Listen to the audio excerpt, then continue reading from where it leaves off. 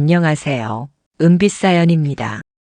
제 인생은 한때 바쁘게, 때로는 쓸쓸하게 흘러갔습니다. 72년의 세월 동안 공무원으로서, 그리고 아이들의 아버지로서, 남편으로서 저는 온갖 기억과 사랑, 그리고 외로움을 겪었지요. 이제 모든 것이 조용히 정리되는 이 순간에 제가 남긴 마지막 유산의 이야기를 여러분께 전하고자 합니다. 바로 제 살 속에 담긴 진심과 한때 누군가의 품이 되고 싶었던 그 꿈입니다. 이야기를 듣기 전에 구독과 좋아요 부탁드립니다. 구독과 좋아요는 큰 힘이 됩니다. 그럼 그 이야기를 들려드릴게요. 요즘은 아침에 눈을 뜨는 일이 참 느긋해졌어요. 현관문 아래로 조용히 들어온 신문을 펼쳐들고 따끈한 물 한 잔을 천천히 넘기며 하루를 시작하죠.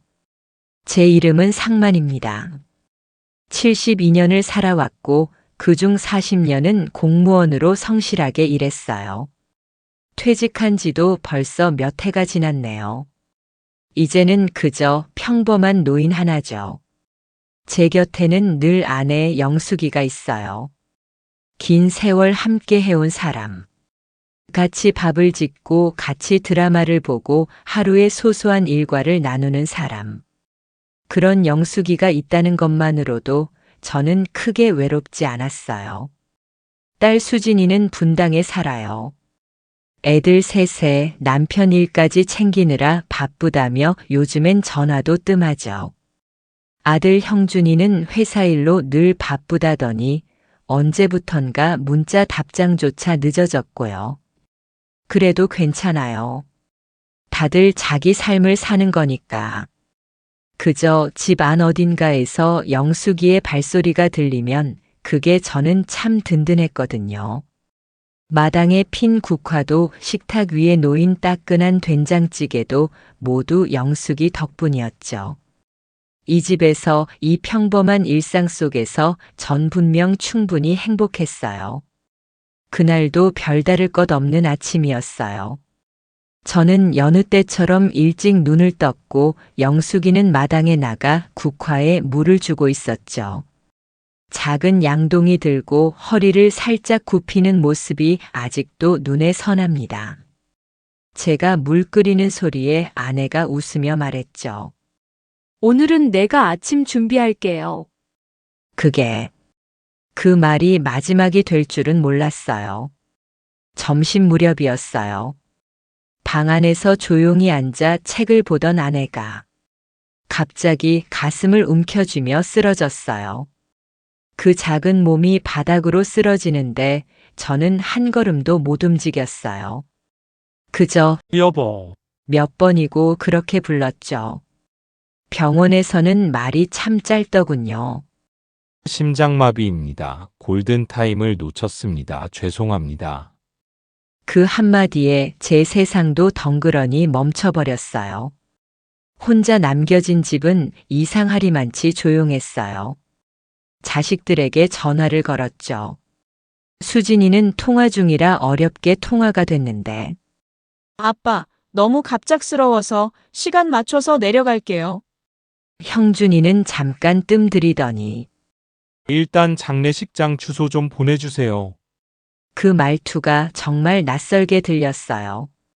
어쩌면 그 애들 목소리조차 몇 달 만에 듣는 거였을 거예요.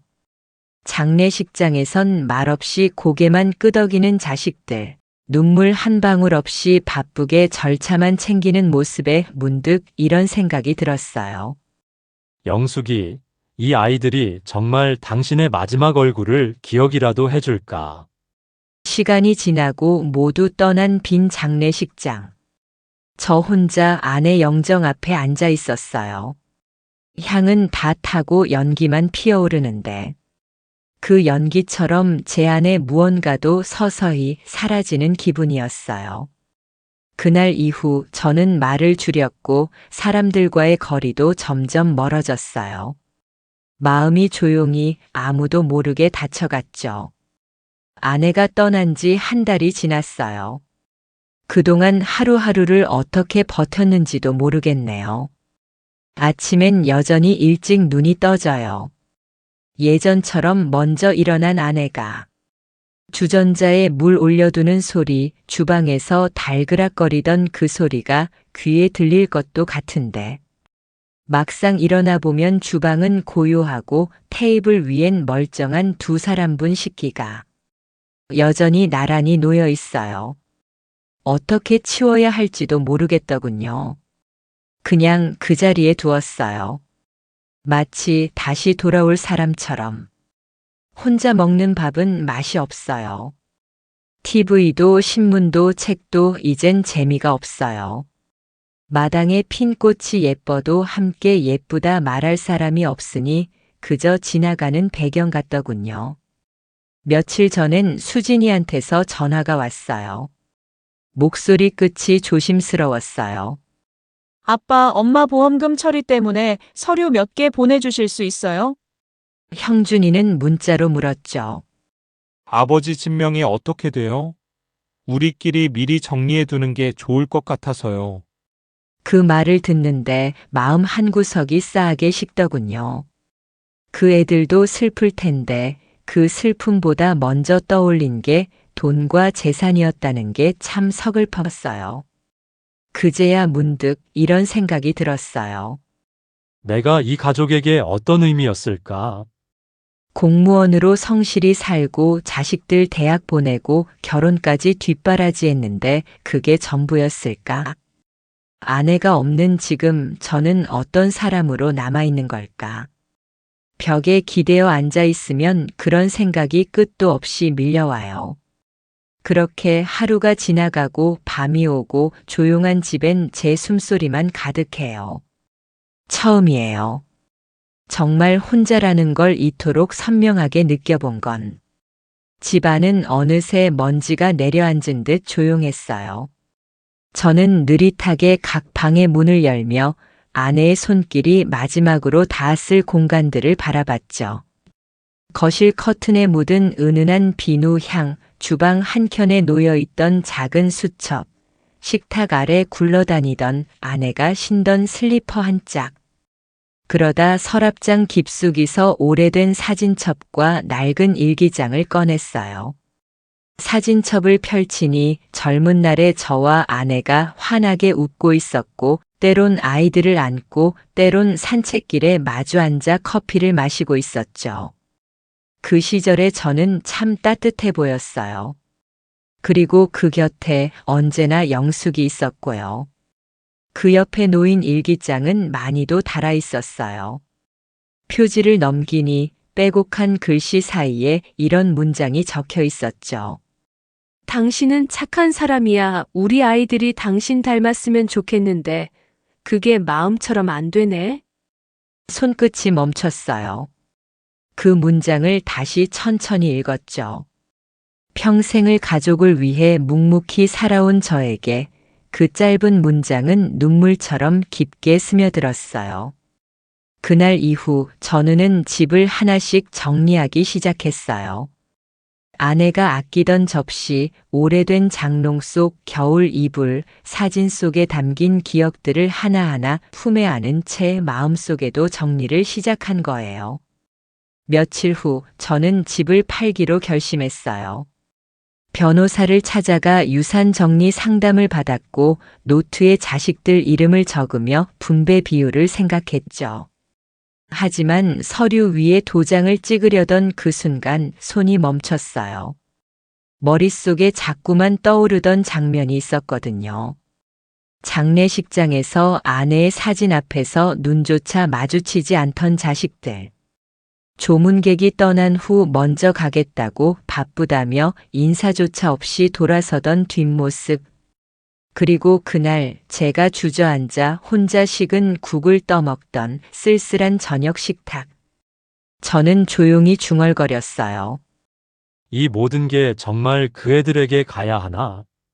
이건 우리 둘이 쌓아온 삶의 값인데. 아내가 남긴 그 한 줄이 그의 마음 한가운데에 여전히 머물고 있었어요. 그날 밤 저는 창가에 앉아 길게 이어지는 가로등 불빛을 바라봤어요. 저는 처음으로 유산을 물려주는 것이 아니라 어디에 남길 것인가를 고민하기 시작했어요. 제가 살아온 인생에서 남은 것들이 있다면 그건 오롯이 저와 영숙이의 시간이었어요. 우리 둘은 그렇게 긴 세월을 함께 보냈고 이제 저 혼자 남은 집에서 그 흔적들을 마주하며 생각을 했어요. 이 모든 것이 정말 자식들에게 가야 할까? 물론 저희 재산을 물려받는 것이 당연한 일일지도 모르죠. 하지만 전 그저 자식들에게 남길 것들이 아닌 세상에서 좀 더 의미 있는 일들을 해보고 싶었어요. 이제야 제가 가진 것을 어떻게 사용할지 진지하게 고민하게 된 거죠. 그동안 자식들에겐 기대할 수 있는 마음이 점점 사라졌어요. 바쁘다는 이유로 우리에게 소홀했던 자식들의 태도에 점점 마음이 멀어졌고 결국 그 마음을 제가 가진 것들을 어떻게 나누고 나갈 것인지에 대한 생각으로 바꿨죠. 아내가 떠난 후 제가 오롯이 혼자서 남았을 때 문득 이렇게 결심하게 됐어요. 이 재산은 그냥 내 손에 두기엔 너무 아까운 것들이야. 그렇게 제가 결정을 내린 곳은 두 곳. 하나는 노인복지재단, 또 하나는 청소년 장학회였죠. 제가 살아온 세월을 돌아보면 나이 들어가는 이들에게 도움을 주는 것도 중요하고 미래를 향해 나아가는 젊은이들에게도 조금이나마 도움을 줄 수 있다는 게 제가 남기고 싶은 유산이라는 생각이 들었어요. 그래서 그날 기부식을 준비하면서 나는 이 모든 과정이 제 인생의 마무리가 아닌 새로운 시작 같다는 생각이 들었죠. 연단에 올라가서 말을 했어요. 제 목소리는 좀 떨렸지만 그 안에 담긴 마음만큼은 흔들리지 않았어요. 아내와 저의 삶은 감사했습니다. 우리는 늘 소박하고 감사한 마음으로 살아왔습니다. 이 모든 것들이 이제 다른 사람들의 손에 전달되기를 바랍니다. 그저 그런 작은 나눔이라도 세상에서 누군가에게 도움이 된다면 그걸로 만족합니다. 그 짧은 말들을 끝내고 나자 제 마음이 참 평온해지더군요. 어쩌면 그동안 너무 많은 것을 쥐고 있었고 그렇게 쥐고 있던 것들이 저에게 짐이었을지도 모르겠어요. 이젠 그 짐을 내려놓고 조금은 가벼운 마음으로 세상을 바라보게 되었죠. 그날 기부식을 마친 후 저는 한동안 아무 말 없이 앉아 있었어요. 제가 남길 수 있는 유산은 결코 크고 화려한 재산이 아니었어요. 그저 제가 살아온 삶의 방식, 나누고 싶었던 마음들, 그걸 나누는 것으로 제 삶이 더 의미 있게 느껴졌어요. 그게 제가 남길 수 있는 마지막 유산이자 제가 진심으로 원하는 것이었죠. 그동안 너무 많은 것을 얻으려고 했고 소유하려 했던 저를 돌아보며 내가 이제야 진짜로 살아온 느낌이 드는구나. 그렇게 제 삶을 정리하고 나니 비로소 진정한 평온이 찾아온 듯 했어요. 아내와 함께했던 그 시간이 생각나면서 이제는 제가 제게 주었던 선물들이 다른 이들에게 돌아가길 바랄 뿐입니다. 며칠 후 집안이 고요했던 시간에 제 핸드폰이 쉴 새 없이 울렸어요. 전화기 넘어서 들려오는 음성들에 심장이 쿵 하고 멈칫했죠. 수진이 첫 번째 전화를 걸어왔어요. 목소리는 분노와 실망으로 가득 찼습니다. 아버지, 미쳤어요? 이건 가족에 대한 배신이에요. 그 말 한마디는 마치 오래도록 쌓아둔 마음의 벽을 두드리는 소리처럼 들렸어요. 이어 형준의 목소리가 더해졌습니다. 우릴 완전히 버린 거예요? 그 목소리에는 차갑고 무거운 냉정함이 묻어 있었고 전화 너머에서 저는 그들의 말투에서 제가 주었던 모든 애정이 부정당한 느낌을 받았어요. 그 순간 저는 아무 말도 못하고 말없이 전화를 끊었어요. 심장은 고동치고 손끝은 약해져 있었죠. 그리고는 그 이후로 2번 다시 그들에게 전화를 걸거나 연락하지 않기로 마음먹었습니다. 전화가 끊기고 난 후 저는 고요한 거실에 홀로 남아 앉아 있었어요. 창밖에서는 바람 소리만 멀리서 들려왔고 제 안에는 오랜 세월 함께했던 영숙이와 제가 사랑으로 채워왔던 지난 시간들이 떠올렸죠. 그 모든 것들이 전혀 돌아오지 않을 것 같은 차가운 현실 앞에서 저는 자존심마저도 짓눌린 기분이었어요. 어쩌면 우리 사이에 쌓인 그 수많은 오해와 서로에 대한 냉담함이 그날의 전화 한 통에 쏟아졌던 것일지도 몰라요. 하지만 저는 지금 더 이상 그들의 목소리에 귀 기울이지 않기로 결심했어요. 그날 이후 집안은 제게 남은 고독과 깊은 상실감만을 증오하는 듯 조용히 흘러갔습니다. 저는 그렇게 자식들과의 단절을 나의 길로 받아들였고 제 마음속 깊은 곳에 새겨진 상처와도 더 이상 싸우지 않기로 했습니다. 저는 한적한 시골 마을에 조용히 정착했어요. 마치 오래전 잊고 지냈던 제 마음의 한켠이 다시 살아나는 것 같은 느낌을 받았죠. 작은 방 한 칸, 허름한 탁자 하나, 그리고 벽에 걸린 아내의 사진 한 장. 그 사진 속엔 젊은 시절 아내와 함께 웃으며 걷던 기억들이 가득 담겨 있었어요.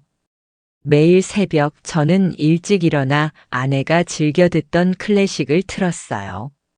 잔잔한 피아노 소리와 현악기가 흐를 때마다 그때 함께 나눈 따뜻한 대화들이 아직도 제 귀에 맴도는 듯 했죠.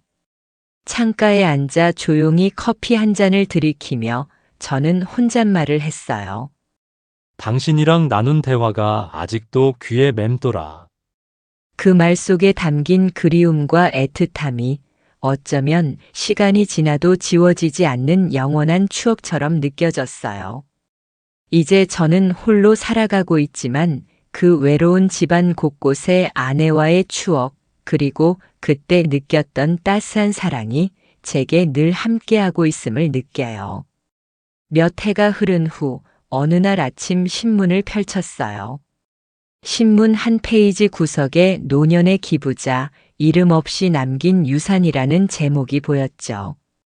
저조차도 한때 잃어버린 것만 같았던 내 인생이 누군가의 관심 속에 이렇게 기록되어 있다는 사실이 왠지 모르게 마음 한켠을 아프게 했습니다. 기사 하단 잊고 있던 제 손글씨로 적힌 짧은 아내의 유언장이 인용되어 있었어요. 서늘한 종이 위에 정성스럽게 쓰인 문장들이 내 지난 시간을 말해주더군요. 아이들에게 남길 수 있는 건 돈이 아니었어요. 저를 알아주는 사람이 그 누구도 없었단 걸 마지막에야 알았습니다. 하지만 이걸로 누군가의 삶이 바뀐다면 저도 누군가의 아버지였다고, 남편이었다고 기억해 줄 거라 믿습니다. 그 글귀를 볼 때마다 제가 살아온 모든 날들이 하나하나 모여 마지막 선물로 변해버린다는 느낌이 들었어요. 제가 가진 모든 재산과 시간, 그리고 제 마음 깊은 곳에서 쌓였던 외로움과 고독이 이제는 누군가에겐 작지만도 소중한 위로로 남기를 바라는 마음이었죠. 몇 해 전 제가 모든 것을 정리해 두 기관에 기부하기로 결심했을 때 제 마음은 그 어느 때보다 무겁고 또 동시에 벅차오르는 결심으로 가득 차 있었어요. 그때 저는 한때 잃어버렸던 내 자신을 찾았고 더 이상 누군가의 그림자가 아닌 한 사람으로서 제 삶을 살아가고 싶었어요. 이제 제 인생의 마지막 유산은 단순히 재산의 분배가 아니라 제가 경험한 기쁨과 슬픔, 그리고 한때 누군가를 위해 온전히 살아갔던 그 사랑의 기록이에요. 제가 외로움 속에서 수많은 날들을 묵묵히 견뎌내며 쌓아온 이 작은 말들이 누군가의 삶을 조금이라도 따뜻하게 바꿀 수 있다면 그것만으로도 전 후회하지 않을 겁니다. 저는 그렇게 제가 아버지였고 남편이었으며 한 사람으로서 살아왔던 증거를 남깁니다. 비록 이름 없이 그러나 진심이 담긴 이 유산이 세상 어딘가에서 누군가의 위로가 되기를 바랍니다. 세월은 흘러 무수한 기억들만 남기게 마련입니다. 저는 이제 남은 날들을 여러분의 따스한 위로와 작은 용기가 되기를 바라며 그간 쌓아왔던 사랑과 슬픔 그리고 그리움의 이야기를 담았습니다. 비록 제 이름은 남아있지 않지만 진심만은 결코 잊혀지지 않으리라 믿습니다. 오늘의 이야기를 들은 여러분의 생각은 어떠신가요? 저와 같은 경험이 있거나 생각나는 게 있다면 댓글로 나누어 주세요. 감사합니다.